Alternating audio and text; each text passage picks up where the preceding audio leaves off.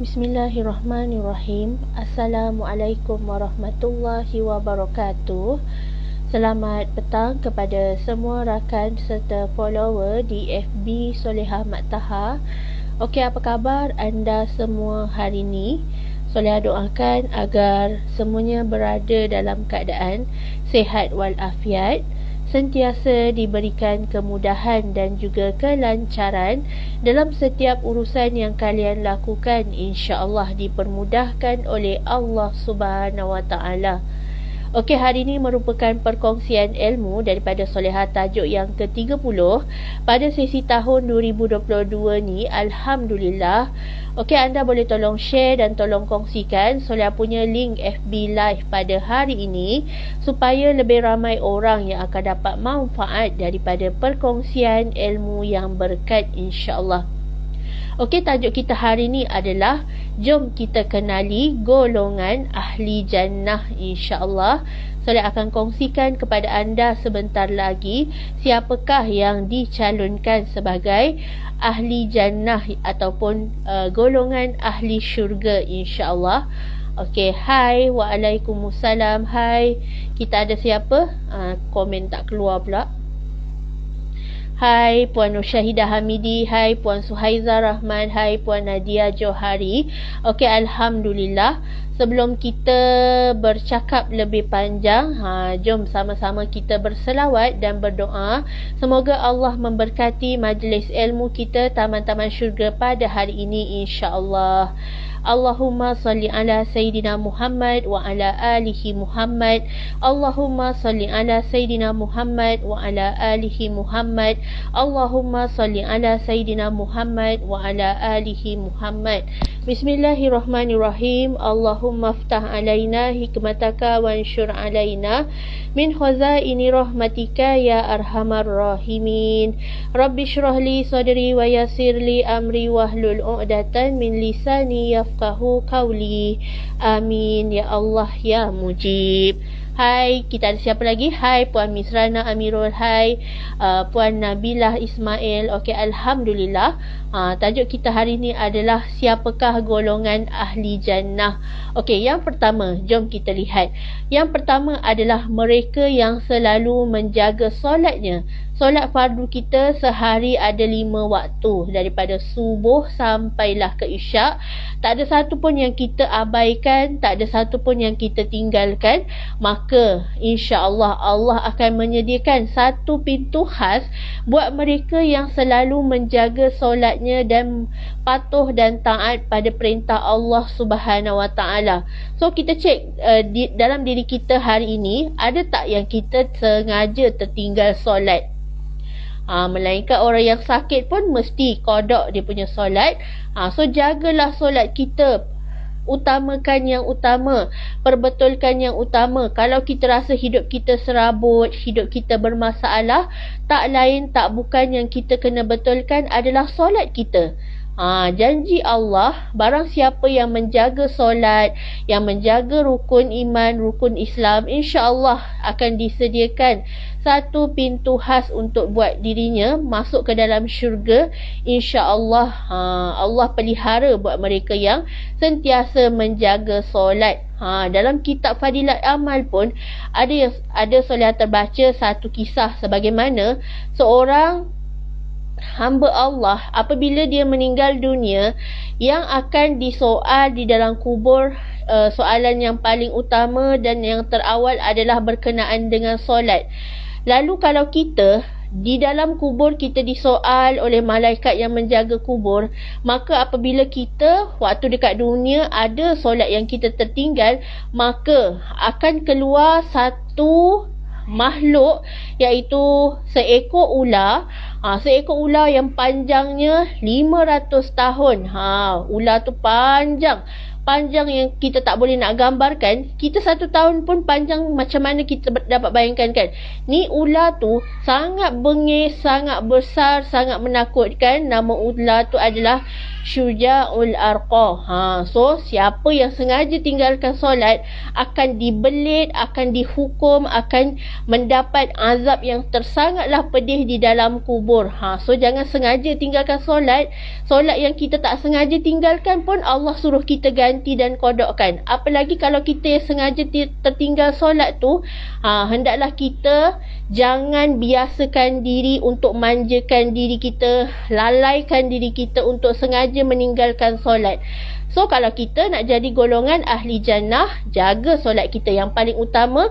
Jaga solat kita. Kalau kita dah rasakan solat kita tu masih ada lagi tak sempurna, rasa macam ada lagi yang kekurangan, kita perbanyakkan dan perbaiki, dan kita top up dengan solat-solat sunat yang lain. Solat qabliyah, solat ba'diyah, solat sunat rawatib tu insya-Allah kita amalkan, dan itulah sebagai penjaga diri kita nanti di hari akhirat. Solat yang sempurna, Allah sediakan satu pintu khas buat mereka yang menjaga solatnya, insya-Allah. Hai, waalaikumsalam Puan Nur Syawira, hai Puan Mariam, hai Puan Masyita, Puan Bihasna. Okey, alhamdulillah.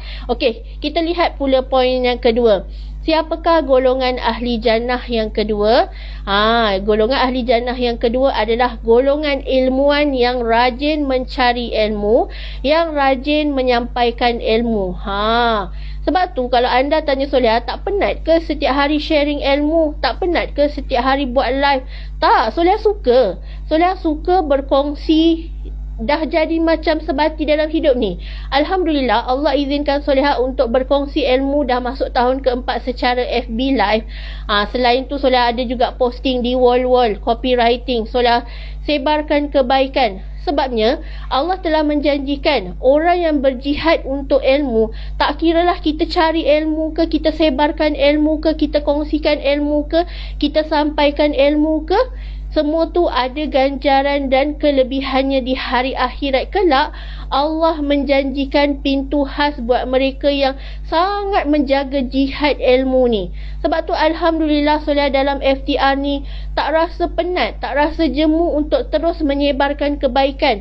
Ajak orang untuk turn back to Allah, ajak orang perbaiki hidup, ajak orang betulkan hati, bersihkan jiwa kita ni dengan ilmu. Sebab ilmu tu adalah landasan ke syurga. Kalau kita nak masuk syurga Allah Subhanahu Wa Taala, jangan berkira-kira untuk upgrade ilmu. Jangan rasa kedekut nak upgrade ilmu. Sebab Allah akan ganti lebih lagi. So, sentiasalah didik diri kita untuk sentiasa mencari ilmu, menyebarkan ilmu, berkongsi ilmu, menyampaikan ilmu. Apa jua yang kita lakukan, insya-Allah walaupun hanya satu potong ayat, andai terkesan di hati manusia dekat luar sana, masya-Allah, tabarakallah, Allah menjanjikan pintu khas buat anda yang berjihad hanya untuk ilmu. Tak rugi kan? Tak rugi dan sangat-sangat beruntung. Kita sedar kita tak ada anak soleh dan solehah. Kita tahu, kita sedar kita masih belum banyak untuk hafal Al-Quran. Lalu kita sedar dengan ilmu ni lah merupakan bekalan dan saham akhirat untuk menyelamatkan diri kita di hari akhirat kelak. Kalau kita tak mampu nak hafal Al-Quran, tak apa, kita sebarkan dengan cara sebarkan ilmu, berkongsi ilmu, top up ilmu, cari gali ilmu.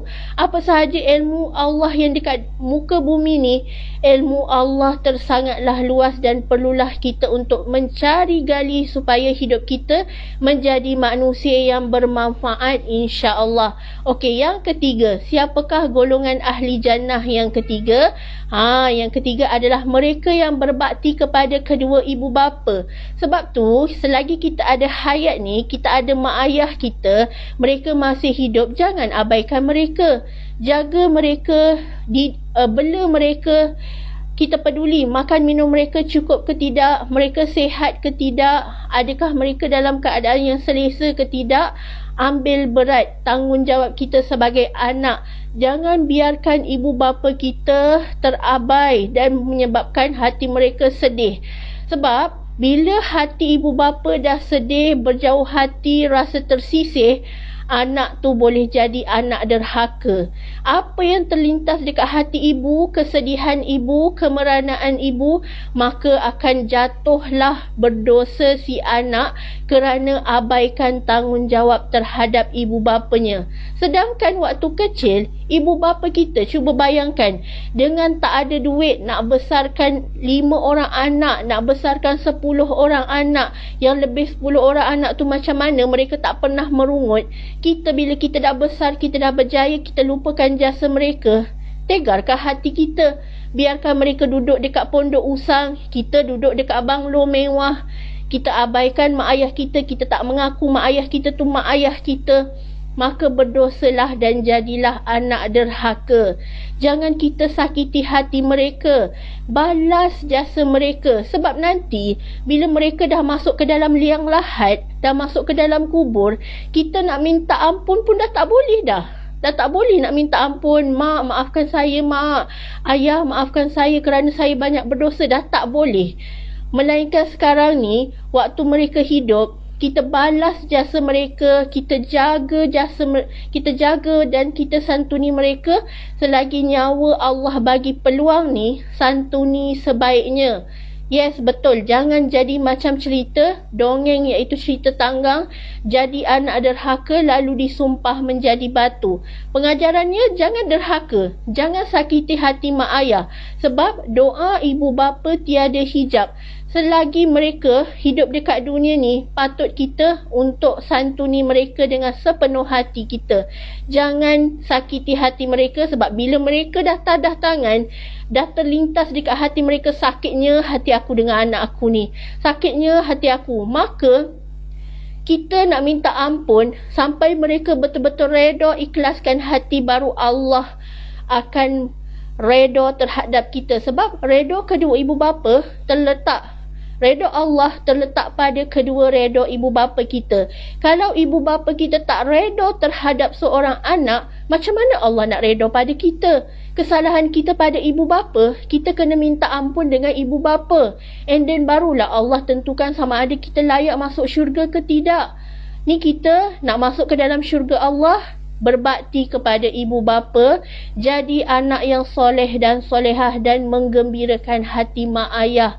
Nanti bila mereka dah tak ada, barulah kita menyesal. Nak minta ampun dekat siapa? Nak minta ampun dekat rumah pusaka? Nak minta ampun dekat bendang mak ayah kita yang dah tinggal tu? Dah tak ada guna. Dah tak ada guna bila jasad dah terpisah daripada nyawa dan roh, dan kita dah terpisah, mak ayah kita dah tak ada dekat dunia ni, dah terlambat dah. Nasi dah jadi bubur. Okey, yang seterusnya, golongan ahli jannah yang seterusnya adalah mereka yang rajin berpuasa. Allah menjanjikan akan menyediakan satu pintu khas yang dinamakan pintu Ar-Rayyan. Pintu Ar-Rayyan khas buat mereka yang rajin berpuasa. Kita ni di bulan Rajab, siapa yang sihat, berpeluang, tak ada kemudaratan untuk berpuasa, teruskan berpuasa. Rebut pahala dan peluang yang telah Allah janjikan. Siapa yang rajin berpuasa, buat puasa sunat, buat puasa hari putih, buat puasa sunat Rejab dan Syakban, maka Allah janjikan pintu yang sangat-sangat indah tersegam untuk engkau masuk, iaitu pintu Ar-Rayyan buat mereka yang rajin berpuasa. So untung anda yang rajin berpuasa Isnin, Khamis, and then ulang pula dengan penuhi segala puasa sunat hari-hari di dalam bulan Rejab, bulan Syakban, and then bulan Ramadan pun kita tak tinggal, sambung pula dengan puasa sunat Syawal. Sangat-sangat beruntung. Dan tersedia khas untuk anda pintu Ar-Rayyan, iaitu pintu buat mereka yang rajin berpuasa dan sentiasa menahan lapar dan dahaga, dan juga mengawal hawa nafsu mengikut syariat Islam yang sebenarnya. Okey, golongan yang kelima, golongan ahli jannah adalah golongan yang sentiasa memaafkan dan menyambung silaturahim. So jangan kita putuskan silaturahim. Kalau kita ada perselisihan faham, ada pergaduhan, segeralah jernihkan dan clearkan supaya ia tak menjadi penghalang untuk kita masuk ke syurga Allah Subhanahu Wa Taala. Memaafkan dan jangan berdendam. Tak apalah orang nak buat jahat dekat kita, Banyak kali solat ulang, orang baling batu dekat kita, kita balas dengan bunga. Jangan bila orang buat jahat dengan kita, kita balas dengan ekstra kejahatan. Jangan. Allah tak bagi kita buat macam tu. Tetapi bila orang buat jahat dengan kita, kita doakan Allah bagi dia hidayah. Kita doakan Allah bagi dia kesempatan untuk dia bertaubat dan untuk Allah ampunkan segala dosa dia. Bukannya kita makin berdendam, kita kata tak apalah, biarlah Allah campak dia ke dalam neraka, aku nak masuk syurga seorang-seorang. No, itu bukan ciri ahli syurga. Jangan kita merasakan diri kita baik, kita je yang layak masuk syurga. Tak. Boleh jadi orang yang kita anggap jahat sekarang, pengakhiran dia lebih mulia daripada kita. So hati-hati, jaga mulut kita, jaga hati kita, jaga telinga kita, jaga seluruh panca indera kita supaya kita tak sakitkan hati orang. Sebabnya kita nak masuk ke syurga Allah, kita kena clear. Hubungan kita dengan Allah dan hubungan kita dengan manusia semua kena clear. Jangan ada dendam, jangan ada sakit hati, jangan ada fitnah-memfitnah, suka buka aib orang, suka sebarkan aib orang. Tak apa orang buat jahat kat kita, tetapi kita jaga diri kita. Ya Allah, Engkau berikanlah pengakhiran yang baik buat dirinya, husnul khatimah. Sebab bila kita doakan yang baik-baik buat orang lain, Allah akan lebih mempermudahkan urusan kita. Jangan kita dok berkira, jangan kita dok berdendam, sebab semua tu tak ada gunanya. Semua tu hanya akan memakan diri kita dan bernanah, lalu menyebabkan hidup kita tak tenang, hidup kita tak bahagia. Biarlah Allah ampunkan dosa dia dan Allah ampunkan dosa kita, mudah. Urusan silaturahim tak ada masalah, insya-Allah. Okey, yang seterusnya, golongan yang keenam, golongan ahli jannah adalah mereka yang rajin berzikir dan berselawat. Siapa yang rajin berzikir, ada zikir yang sangat mudah untuk kita amalkan, iaitu zikir la haula wala quwata illa billahil aliyil azim. Bila kita sebutkan sehari tanpa henti, insya-Allah Allah menyediakan pintu khas buat mereka yang selalu berzikir. Zikir-zikir yang mudah. Kalau kita baca subhanallah wa bihamdi, selalu dengar video Ustaz Wadi Anwar kan. Ustaz Wadi Anwar berkongsi dengan kita, siapa yang selalu mengucapkan subhanallah wa bihamdi, Allah akan menggugurkan dosa-dosa kita, walaupun dosa kita banyak seperti buih di lautan. Allah akan gugurkan dan Allah akan ampunkan. So usaha dan didik diri kita untuk istiqamah, lakukan zikir harian, lakukan selawat. InsyaAllah hati kita tenang, rezeki kita masuk melimpah ruah dan Allah akan mempermudahkan segala jalan hidup kita, insyaAllah. Banyak sangat fadilat zikir ni. Hati kita tenang, jiwa kita lapang, rezeki masuk melimpah ruah, ramai customer PM, ramai orang kongsi rezeki dengan kita. Sebab kita, bibir kita sentiasa basah menyebut nama Allah, memuji-muji Allah, memuji-muji baginda Rasulullah sallallahu alaihi wasallam dalam selawat kita yang tak pernah putus, insya-Allah. Dan yang terakhir, golongan ahli jannah adalah mereka wanita solehah yang selalu menjaga diri, maruah diri, menjaga keaiban diri. Tak ada menonjolkan diri di khalayak ramai yang bukan selayaknya untuk melihat aurat kita. Kita tutup dan kita jaga, maka Allah menyediakan pintu khas buat wanita solehah yang pandai menjaga maruah diri. Ketika suami tak ada pun dia pandai jaga diri. Bukannya bila suami ada, dia pandai hipokrit bermuka-muka, and then bila suami tak ada, dia buka aurat dia. Tak. Tetapi bila kita pandai jaga maruah diri dan kita takutkan Allah, bukan sebab kerana suami, maka kita akan menjaga aurat kita tak kira di mana sahaja. Kita pergi luar negara ke, kita masih dalam negara ke, kita tetap dengan berimej wanita Islam, wanita solehah, wanita muslimah yang menjadi dambaan ahli syurga, insya-Allah. So jaga maruah diri kita. Jangan sengaja-sengaja nak tunjuk kecantikan diri, nak orang puji, nak orang puja, nak popular, nak viewers tinggi, nak traffic tinggi, sehingga kan kita dah tak peduli dah halal haram. Aurat kita orang tengok sewenang-wenangnya, kita bangga. Si suami bangga bila orang puji anak gadis dia, cantiknya. Mesti putih melepak macam mak dia kan. So hati-hati, jangan. Berat sangat tanggungjawab seorang suami dan ayah dalam mendidik seorang isteri dan anak perempuannya. Nanti di hari akhirat, si bapa itulah akan tanggung segala dosa isteri dan anaknya kerana tak berani nak menegur, dayus, takut isteri tinggalkan, takut isteri tak bagi, tak kongsi segala kemewahan. So hati-hati. Tugas seorang suami, ketua keluarga adalah mendidik isteri dan anak perempuannya menjadi wanita muslimah dambaan ahli syurga. So hati-hati, jangan sampai kita ni dimurkai oleh Allah Subhanahu Wa Taala. Kita anggap Allah bagi kita kekayaan, sebenarnya Allah memberi kita ujian dengan istidraj. Allah bagi kita ujian dengan istidraj, di mana kita makin kaya, kita ada harta, tetapi sebenarnya kita terus bermegah-megah dengan maksiat dan dosa yang kita lakukan. Tak takut pun. Tak takut Allah turunkan bala. Tak takut kalau Allah berikan ujian tiba-tiba Allah musnahkan sekelip mata, malah kita berbangga-bangga. Kita cakap tak apa. Alah, Allah bagi aku kekayaan ni, tak ada apa pun berlaku. Hati-hati mulut kita ni. Jangan sampai Allah murka dan tiba-tiba kita jatuh terduduk tak ada apa-apa. Hati-hati. Dan kita tak nak jadi peneman dalam neraka nanti, dicampakkan ke dalam neraka jahanam asbab kejahatan kita, tak menjaga maruah diri, tak jadi wanita muslimah yang sentiasa Allah nak kita supaya kita berubah, istiqamah, pertahankan diri kita, jaga aurat kita, insya-Allah. Okey, so semoga kita semua Allah pilih tergolong dalam golongan ahli jannah dan kita nak raih syurga Allah Subhanahu Wa Taala yang terindah, insya-Allah. Dan ujian buat seorang ayah dan juga ketua keluarga apabila anaknya berani melawan, tak nak menutup aurat sempurna, kita kena didik dengan acuan yang sebenar-benarnya daripada kecil. Sebab tu melentur buluh biarlah daripada kecil.